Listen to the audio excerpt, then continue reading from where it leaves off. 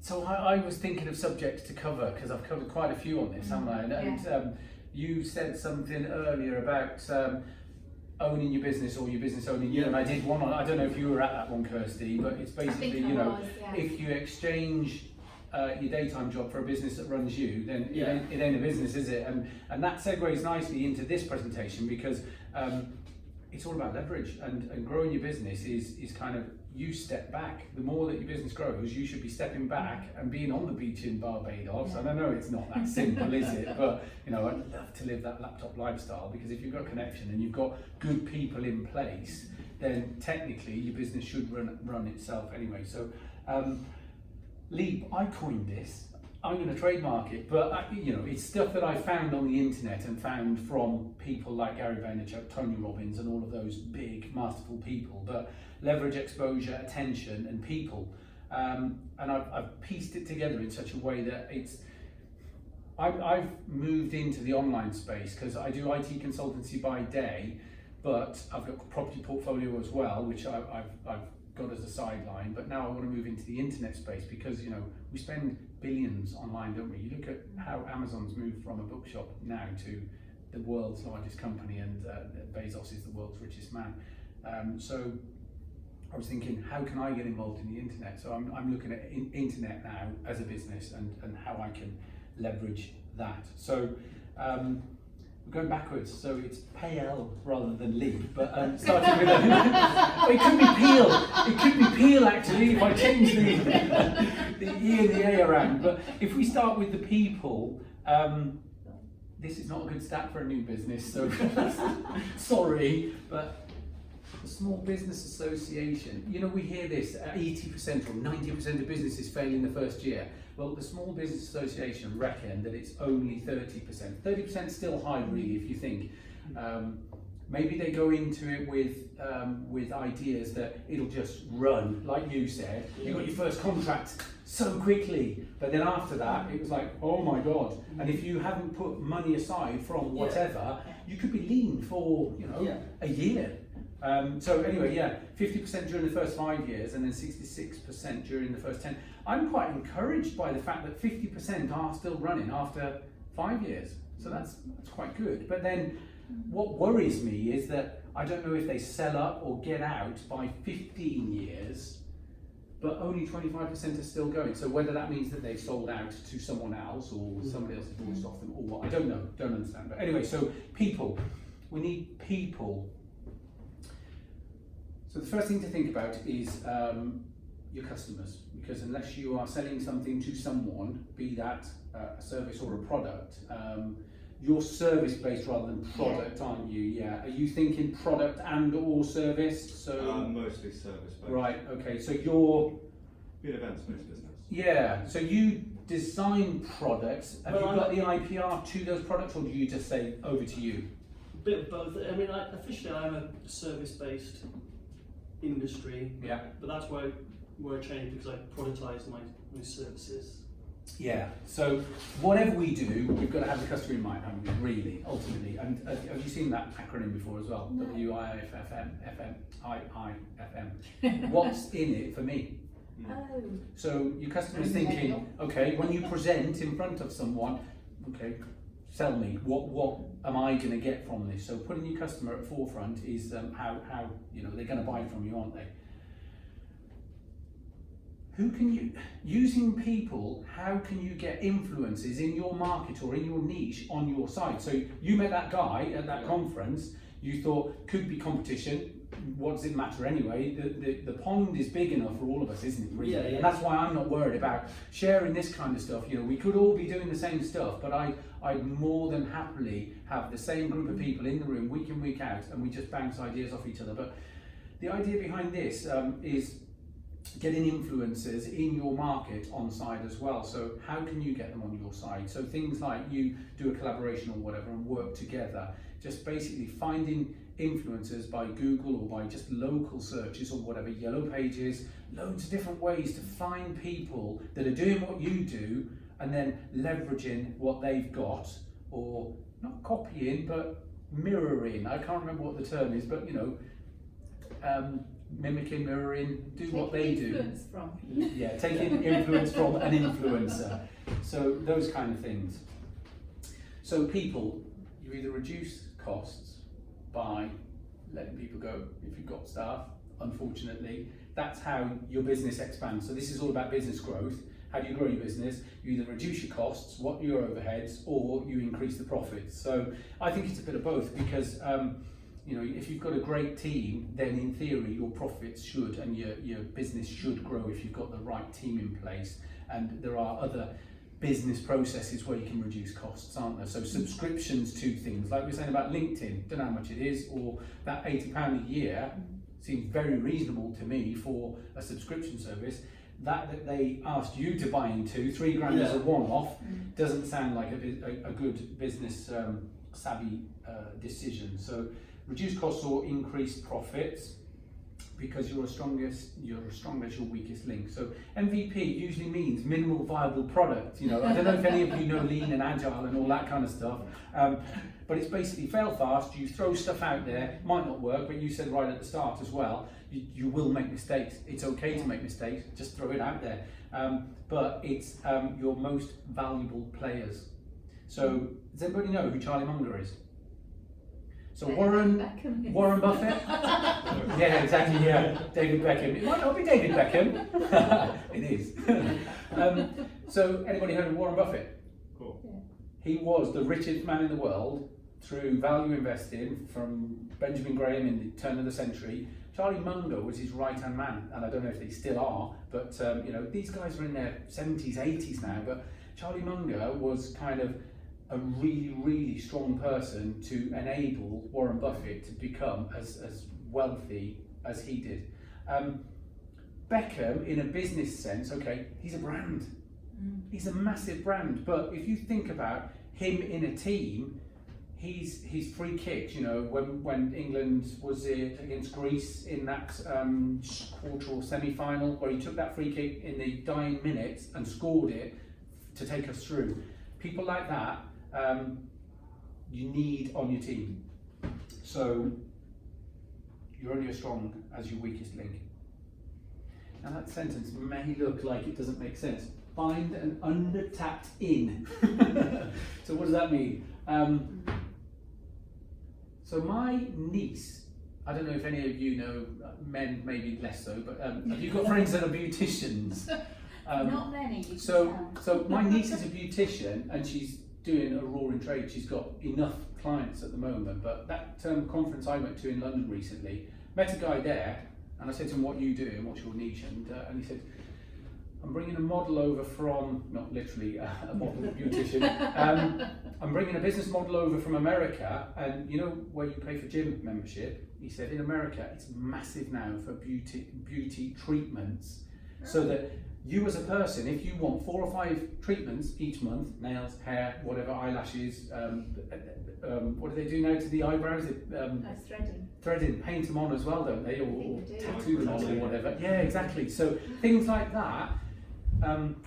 He's got this business model that really is taking off in America, where it's like gym memberships. They pay $50, $100, $200 a month for this kind of beauty, the various beauty treatments. And I spoke to my niece about it recently, and I said, have you got anybody that pays a subscription? And she's like, nope. And I said, we need to talk about it. And then she was like, yeah, this sounds like an amazing idea. Because she can budget as well then. Absolutely. You know what I mean? 5 clients paying, I don't know what a beauty treatment is for, you know, eyelashes or whatever, but you know, 25 quid a shot. If somebody thinks, oh yeah, I can budget £50 a month for 2 treatments, and she throws in something, a low-end product or something as a freebie, so she's really interested. But find something in your niche that's under-tapped. So pretty much everything's already been done before. Going back to the point I made earlier about copying, mirroring other people's stuff. Find an under-tapped in and just think outside the box. So that's all the P's. Attention, positive obviously, not negative, because if you're getting negative attention, that is not a good thing in business. So marketing campaigns using social media, free and paid traffic, business pages for Facebook, LinkedIn, Instagram, all of those social media channels get attention. So I have done a lot of paid marketing, and it's email marketing where you buy clicks and they send out an email to the niche that I want is affiliate marketing or make money online niche. So you contact these sellers who've got lists of 100,000 people or whatever and say, okay, I want to buy 100 clicks. They send it out to 100 people and you might get 100 people that actually click on it. Some of them are not the best. Some of these providers aren't the best, so you might find that 10 of them are actually junk emails that, I don't know, they may set them up by themselves. So that's a paid way of getting a marketing campaign out there, and typically I get about a 30% opt-in for the emails that I'm sending out. That's a really good result. Yeah, because of the headline, the hook that I'm selling, and then the story, and then obviously there's an offer behind that as well. So initially I'm giving away free stuff, and then the idea is to build up a rapport and a relationship with my customer base. I've got a list of about 2,000 at the moment, and so I'm just marketing to those. So that's a paid way, but I've also I did start the business networking community. The take-up was okay, considering there's 850. I'm not convinced that Meetup works very well. So I thought, take it all offline onto Facebook. Most people have got Facebook, but yeah, the take-up wasn't great and interaction isn't great either. So I need to make more effort there, but it's where I've got to focus all my time as well. So that's free. Other ways are your own website as well, if you can get traffic to that, because SEO these days costs a fortune to get on the front page of Google, unless you're totally something way out there. Almost impossible to get on page one, unless back to those collaborations with influencers. So yeah, there's paid ways or free ways of marketing campaigns. Getting attention, creating content that draws in attention. So creativity, thinking outside the box. So is it something that you can do by sending a newsletter out to your community, or on your website, blogging as well? Because you've got to think long term. If your business is going to be around for 5 years, then that content is not going to be found potentially unless you're marketing your blogs for years. But if you do the right kind of keywords in that, then yeah, it's likely to be found, or backlinks and all the rest of that, then yeah, it's likely to be found. But thinking outside the box, how can you get that attention for your business, newsletters or whatever? So putting value out to your customer base so that you're always on their mind when they've got business decisions to make. Digital branding, I've just done an article, a blog, a podcast and all the rest of it. I've just got to collate it all and get it out there. But digital branding, like I've already said, all of the social media channels plus your website, they reckon it's 7 seconds to grab people's attention now, don't they? You know, when you're scrolling through your Facebook or whatever, 7 seconds to grab someone's attention with a hook. I'm not convinced it's 7 seconds, it's probably 2 or 3 these days, because the amount of ads I see and just go, no, and it's not very often I'll scroll back up and go and click on it as well. So yeah, digital branding is more than just kind of, it's you as a brand, isn't it? You are your brand. If you are the company, if your name is your company, I've set up my online company, it's called What Online, and that dates back to, you know, when you do a Google search, you either type in, how do you, or what is the capital city, or what is the square root of, so I thought, What Online? Yeah, it's got a nice ring to it, so I set up, well, they wanted 5,000 or 7,000 for whatonline.com. So I just plumped for whatonlineglobal.com because it was like 20 quid for a year. So yeah, digital branding is making sure that your website is some place where people fall on, either by accident or your marketing so that people find it, or social media channels, and linking each of them as well, because Facebook will link back to your website, and Instagram and all the rest of it, and LinkedIn as well. Just gone deaf in one ear. That's not good. Give attention to get attention. So things like interviews and podcasts, videos. So if you've got good relationships with other people in your market, give them attention, offer to do something for them and put it on your website or on your Facebook pages, so that then their customers may then fall on you as well. So if you're doing all of this for free, unless it's going to cost you hours and hours of time and money, then yeah, give attention to others to get the attention back. So that's about finding people's attention.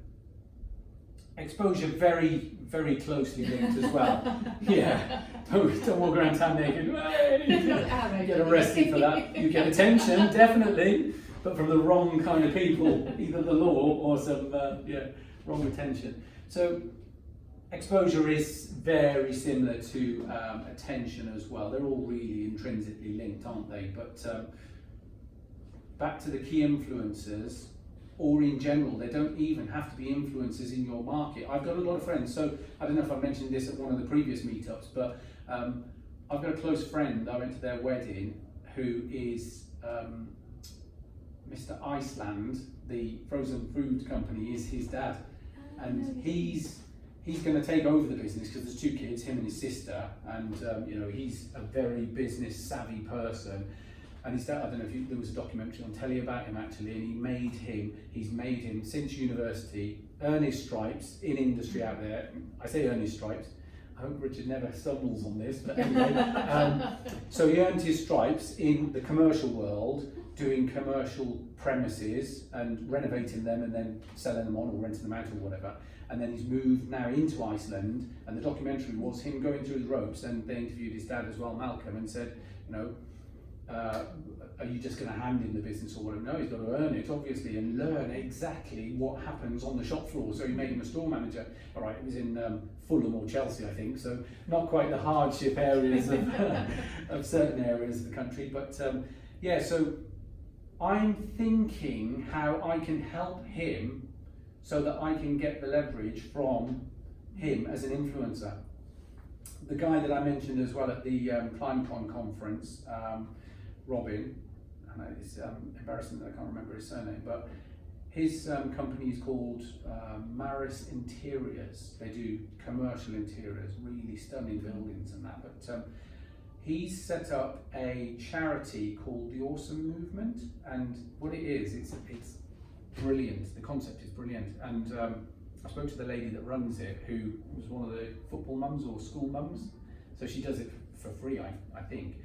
And she was saying what they do is, the parking tickets that you get, the stickies that you get on your window, they used to use those, they don't now, because it upset a few people, but they go around posting those on ambulance services, police, fire engines and things like that. And it's just basically a note saying, thanks for what you do for us. Because there's a glossy for this charity, and it shows just how much abuse they get. All of our services get from Joe Public. There was in the glossy, there's a note from somebody that's written on an ambulance. You could park more considerately next time. And it's like, really, I've just come to an emergency to try and help someone. And so anyway, I want to help with that charity, and as a result of that, I might get access to this guy. Now, he's a busy man, he might not be interested, but I can understand what he's thinking is with that charity as well. And if I get something from it as well, brilliant. That's not in my area of expertise, it's not in my niche, it's not in my market, but you can learn something from those other influencers as well. Do any of you do this? Have you used surveys or questionnaires? So you've got a contacts database, learn what they want from you, what you did really well, and what they thought, okay, yeah, you could probably leave that out of the service or do better. Understand their pain points and how you solve the challenges that they've got. And I'm a sucker for a survey. I love filling them in. I haven't necessarily done a survey. I did do a few LinkedIn posts asking people questions on what they liked about it or sharing. I mean, it didn't get an awful lot of traction, unfortunately. Really? Yeah, I was quite, so I just said, share a good experience or a bad experience of you learning. And the difficulty is now is that there's that much information out there, isn't it? It's kind of like we were saying, scrolling through. Yeah, absolutely. What's going to make people stop? What was the hook to make them stop on your post and say, what is the question? Oh my God, and grab their attention. But if it's a targeted questionnaire to a database of your clients, then you can really tailor it. So learn what their pain points are and try and solve their challenges. So that's exposure by surveys or questionnaires. And likewise, you can put it on your social media as well. So networking and making new friends. colleagues and acquaintances, so people that you know. I've promoted your company to so many of my friends now because I've said Thank you. I really need to stop doing things that I shouldn't.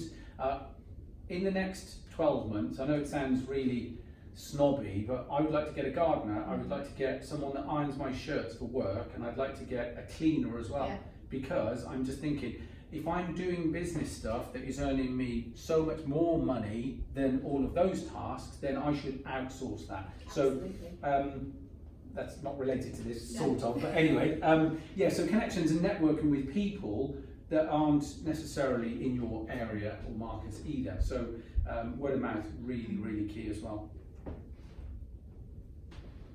Testimonials, really powerful. Get them on your website or get them on your social media so that you can leverage that as well. And it gets exposure, because if you tag that person in that testimonial on your Facebook, you've got 500 friends or whatever, or on your LinkedIn or Insta or wherever it is, then that will get seen by their friends as well. And it brings in business that way as well. Any of you use forums? So you can I do use like them, yeah. you can go on there for knowledge for yourself, for market understanding as well, and then if you've got an area of expertise, you can give advice, and then you become that kind of expert. It's a really good way to position yourself as Yeah, a go-to absolutely. person. Yeah, See, I said no, but then I thought about it, actually I do. yeah, Because I'm a member of, there's an e-learning community. We all just, people sharing, yeah, asking questions, that kind of stuff. I lied, yeah. I do use it. So business growth can come from the exposure on all of those places as well, and particularly if you, I don't know if you are allowed to put links to your website or to your business pages or whatever, but yeah, exposure via those channels really powerful as well. And if you're really helpful and you appear an authority in what you're saying as well, then people will be searching for you as well and offer value to whoever is in those places as well.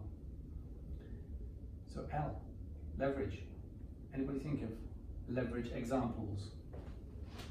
What do you think leverage means to you? Simply put, that doesn't answer it to me. Now that's contentious, I'd like to talk about that as well, but what does leverage mean to you guys in business or in life in general? Well, I see it as, if you have leverage, it's something, it's a tool you can use in a sense, you know, something you can use to make things better for less effort or input on your behalf, you know, something that makes things easier or better somehow. So working for Lloyds, are you in the banking industry or are you? Yeah, so Yeah. I've worked in commercial for the last sort of 5 years, and in Yeah. the last, I moved to Cleveland the last couple of months actually, and now Yeah. I work for in a pensions part of the bank. Yeah, But yeah. Yeah, so in theory, that's a very good example, because in theory, you pay into a pension all of your life. You don't want just that amount out at the end of it, do you?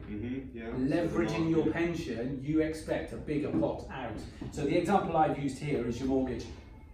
When you buy a house, how many people have got 200,000 to buy the house outright these days? How many people, the youth, I don't know how old you are, no disrespect, but how many young people have got brand new cars on finance and can't save 20 or 30 grand for a house?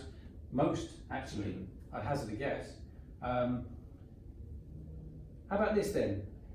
Any idea how quickly you pay your mortgage off if you doubled your repayments? And I know that's always not that easy, but About 7 years or something. damn, Oh, I'm sorry. it is. Well done. You told him, didn't you? You can have a chewing gum.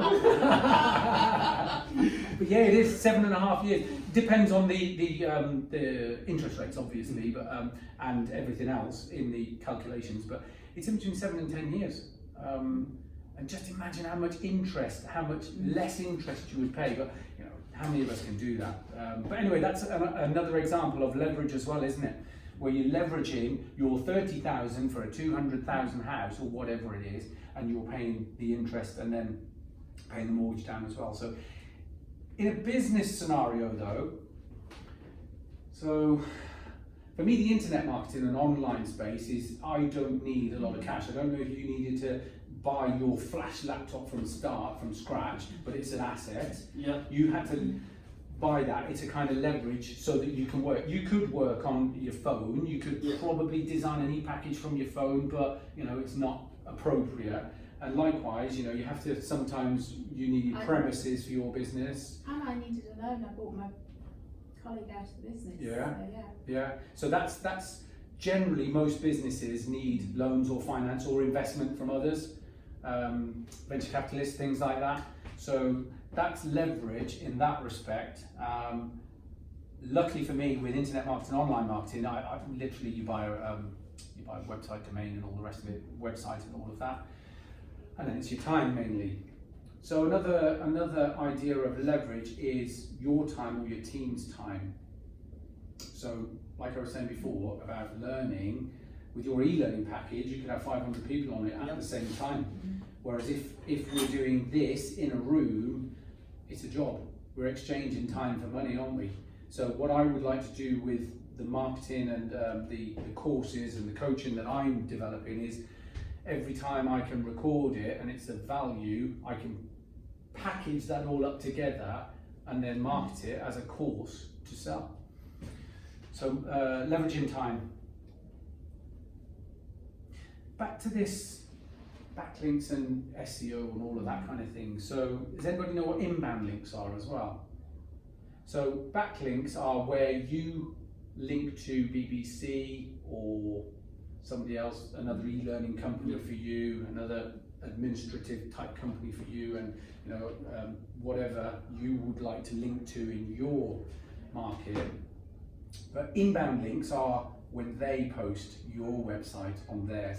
So again, back to the influencer conversation, if you can get friendly with an influencer, you do that podcast, interview, Q&A session or whatever, and say, there you go, there's the MP3, there's the MP4 video, they put it on their website and it's got your link in it, that goes further than backlinks these days, and we'll get that SEO working on your behalf rather than you having to pay for SEO. Because with my website, there's loads of things that I've done, like keywords on each page, etc.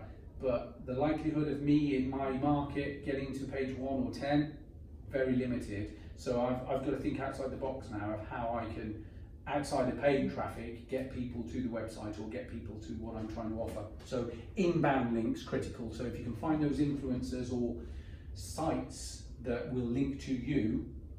And likewise, we were talking about forums and things like that as well. So if you're active on a forum and you're logged in as your business page on Facebook and you're commenting as your business page on Facebook, then it's linking that back to there. And then Facebook, your Facebook business page is linked to your company as well. So it's all about all of those interactive links as well, building those.